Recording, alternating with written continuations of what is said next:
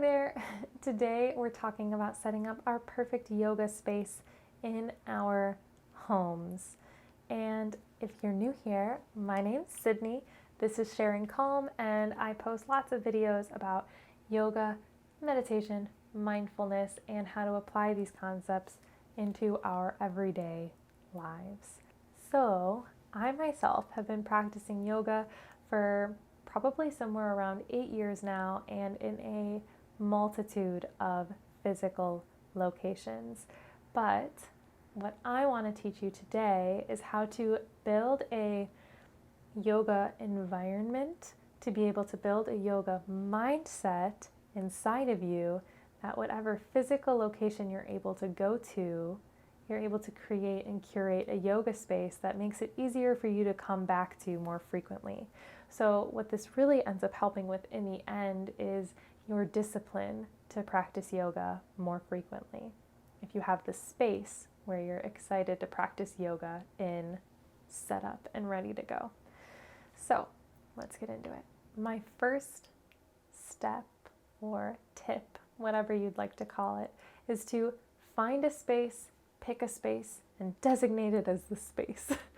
So this will be a physical spot or a location within your home or within your neighborhood even, or within your environment.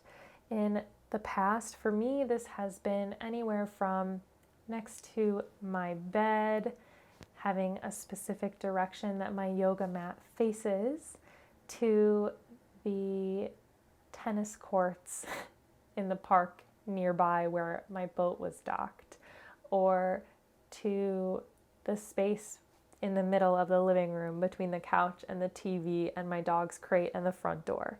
So there's so many different possibilities here, and it's going to look different for everybody, but picking a space to practice in every day makes it easier to decide to practice every day, because then you release the stress of having to figure out where you're going to go to practice, to rid yourself of distractions or anything like that. So picking and designating a yoga space, it is beneficial to find a space that is free of distractions, but it's not necessary. Yoga can be done and meditation can be done even if there are sounds and sights and things that can possibly be deemed as distracting in your immediate surroundings. So picking a space, sticking with it, then it'll make you easier to go there because you already know where there is.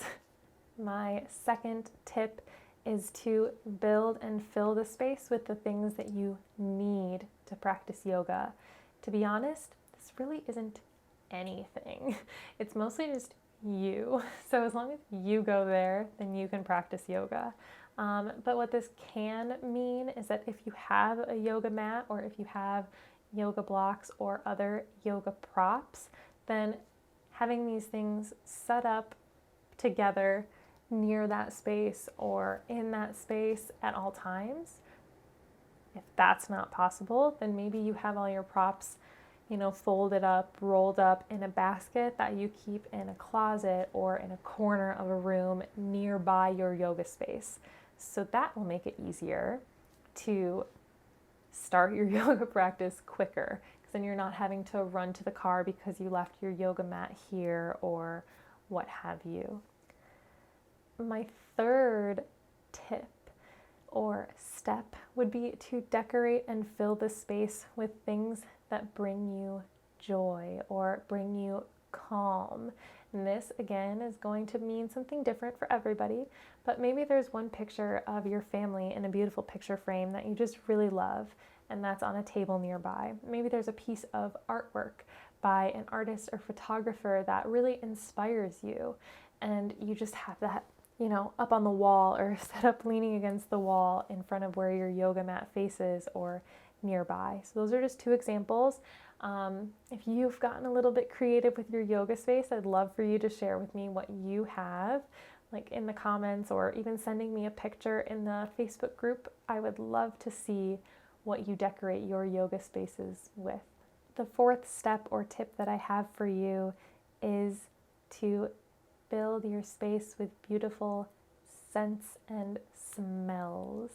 So this kind of continues down the senses from the last step, where it's almost like step 3 was decorating visually, and this is decorating for your nose. So for me, this specifically means utilizing things like candles or essential oils, or maybe burning some incense, but this can look different for you, especially if you're a little bit maybe adverse to certain scents.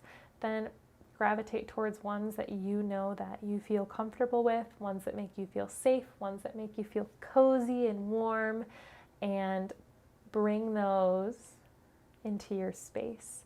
So a way that you can do this is by utilizing the exact same candle or exact same essential oil scent every time that you go to your space to practice. It's going to work in the same way that if you go to a coffee shop, sometimes you can be a little bit more productive because of the smells of the coffee beans.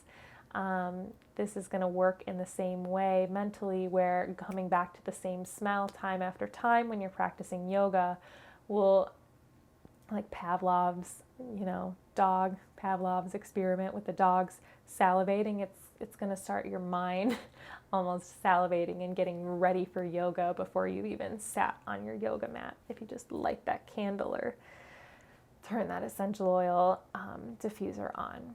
The next and probably most important tip that I want to share with you is to make your yoga space portable. And this kind of goes against what I said in the first step, which was to pick one physical and specific space. But what I want you to be able to do is to not get stuck in the permanence of that space. In the same way that you might feel thrown off if you're used to going to a yoga studio and being the first one there, so you get to pick where your yoga mat lays down in the space. And maybe you were a little bit late on a day and someone was already in your space and you're thrown off, and your whole yoga practice and anything that you know just gets thrown out the window. Like, you're not going to be able to have a good time if you're not in that exact space. This tip is to talk to you if you've ever felt like that. And I've been there too, absolutely been there. But we should be able to cultivate the mindset within ourselves so strongly that we're able to move this space, which is almost just like an energy field that surrounds us, with us anywhere that we go. And this takes time, this takes practice, and this takes discipline. So the other steps that I laid out above will help you to, when you get to this last tip and you need your yoga space to be portable because you're moving or you're traveling or your whole life just got flipped upside down for any reason. Utilizing these the first steps that I talked about will make this step a little bit easier, and you'll become better at it over time. Over the past 8 years, just to share a little bit about myself, of me practicing yoga, I have probably practiced in more than 20 different yoga studios in 5 different states probably, and also, so many different hotel rooms, so many different campsites where I've laid out my yoga mat in a campsite, practicing yoga on a boat, on a bed in a boat where I couldn't even stand up straight, in an airport, in a living room, on a deck, just so many different spaces. And over time, you realize that your permanent yoga space is just yourself, and all of these other things just kind of help you to realize that. And I hope that that makes sense and that maybe touches you in some way. And the biggest thing that this last step can bring you is maybe some relief that you don't need anything. You don't need anything to practice yoga except for yourself. And sometimes it takes time to get there and time to realize that, but it's the truth. You don't need all the fancy yoga stuff, fancy yoga clothes, fancy yoga gear in order to connect with yourself. All you need is yourself to do that. But yeah, that's really all. Thank you so much for watching this short little video today. Hope that inspires you to maybe tidy up, fancy up your yoga space, or maybe to get on your yoga mat and see what your yoga space feels like inside of yourself. Subscribe if you like this video. I'm going to be sharing a few more videos soon, specifically about scents. scents, scents, like the essential oils that I love to use during yoga, or the way that I use candles for meditating. And I'm really excited for those videos to come up. So if you liked this video, you might like those too. I'll talk to you guys soon.